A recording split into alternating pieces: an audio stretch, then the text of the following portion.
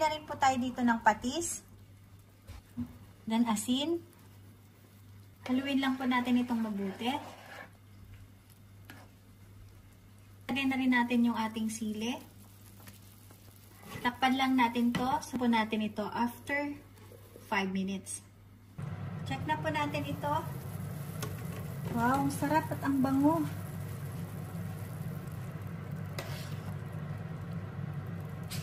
Mas masarap ito kapag medyo maanghang, kaya lalagyan na rin natin ito ng sili. Luto na po itong ating sinanglaw. Kapag kulang po sa alat, pwede po kayong magdagdag ng patis or asin lang.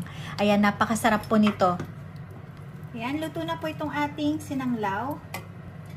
Sabaw palang ulam na. Thank you for watching! Sana nagustuhan niyo po itong ating recipe na shinare for today.